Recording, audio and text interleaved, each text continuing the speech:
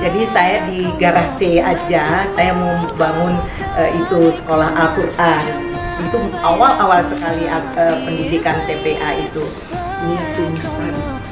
Jadi kadarullah. Ini Izin Allah Nah, semuanya kembali kepada Allah. nggak disangka-sangka, terus disodorkan sendiri tanah yang di sekitar ini. Nah, berlanjutlah dibangun SD, SMP, dan SMA.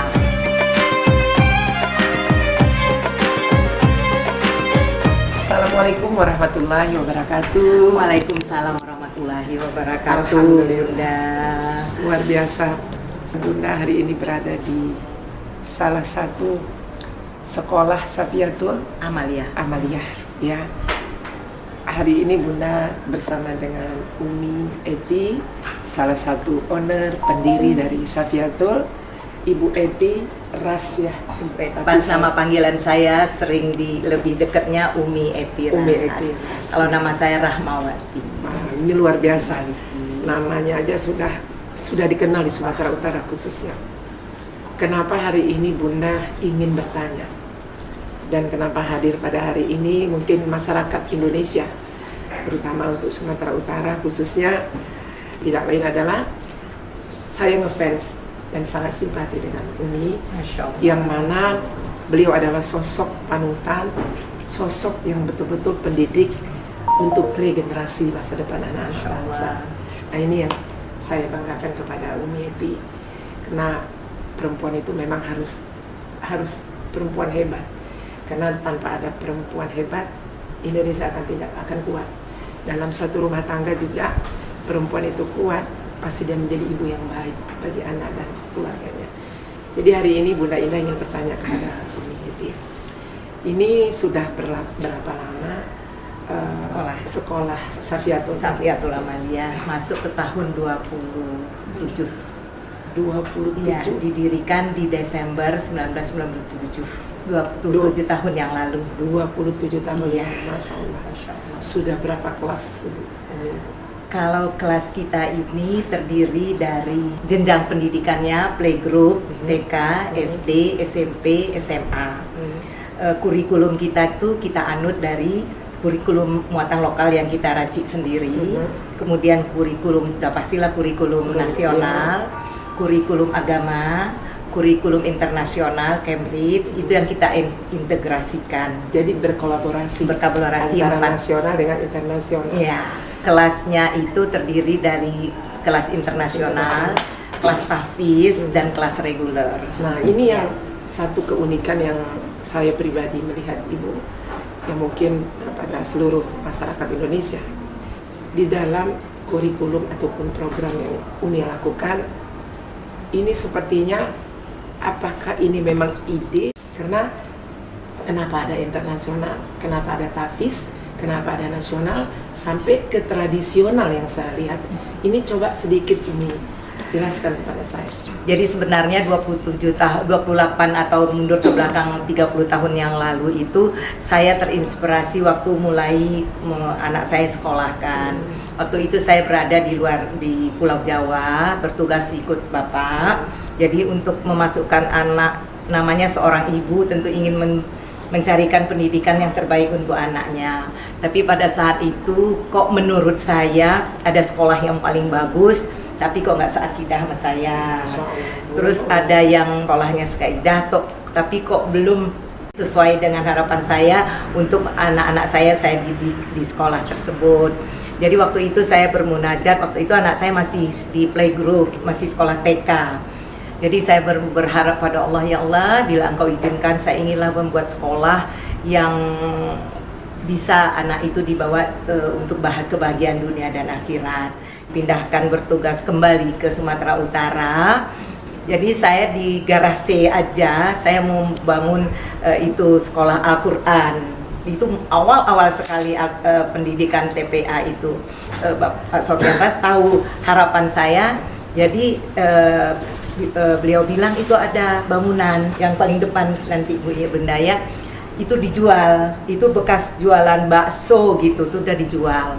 Qadarullah, izin Allah, bulan 11 itu terbeli, dibelilah.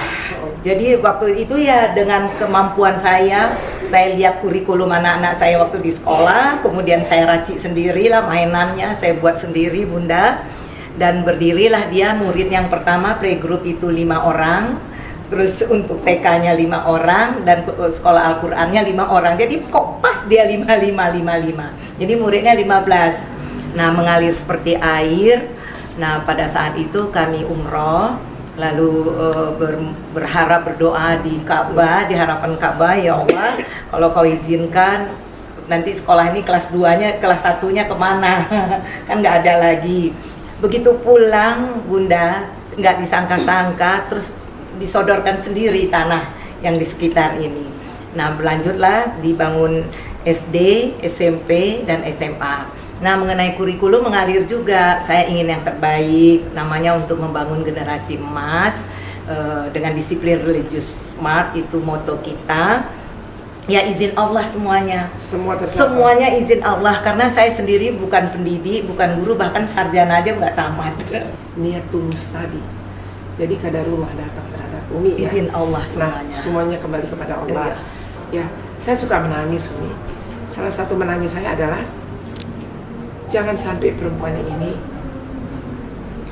peran sebagai ibu akan jatuh akal mentalnya hanya karena kepentingan termasuk hawa nafsu.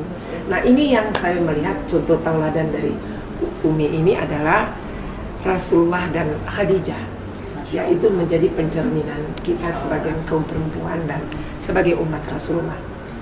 Ini yang saya lihat di dalam sekolah Umi. Ya, tadi saya keliling, itu luar biasa, saya sampai merinding.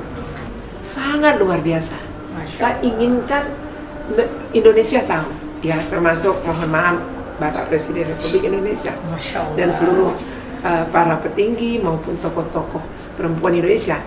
Ternyata di Sumatera Utara ada seorang sosok perempuan yang saya menangis. Yang unik lagi, kenapa ada adat ya diistimewakan sampai Umi dari muda sampai sudah usia seperti ini masih bisa mengumpulkan hasil-hasil produksi dari kampung halaman Umi sendiri. Nah, ini sedikit aja saya mau tahu kenapa Umi sangat mencintai tradisi ataupun dari kampung halaman Umi sendiri. Saya masa kecil saya Bunda memang walaupun saya sudah menikah dan sekolah di luar kota kampung dan di luar dari kampung, saya sangat mencintai daerah leluhur saya, Sumatera Barat. Di situ saya dilahirkan, tempat orang tua saya membesarkan saya. Walaupun bapak saya udah meninggal waktu umur 11 bulan, filosofi orang Sumatera Barat, orang Minang ini, adat bersandi syarak, syarak bersandi kitab buah. Jadi adat itu bersandi agama. Jadi agama itu bersandi dari ketentuan Allah. Di kehidupan saya itu didominasi oleh adat istiadat Minangkabau. Nah, ini yang satu keistimewaan yang saya melihat dari sosok Umi. Jadi tidak boleh kita lepaskan tradisi yang memang sejauh-jauhnya terbangnya bangau, jangan lupa kekembangan tempat dia. Nah, ini seorang Umi Eti ini pinter puisi dan pinter istilah-istilah di dalam kebijakan-kebijakan yang Umi setiap hari-hari lakukan. Ini satu keistimewaan.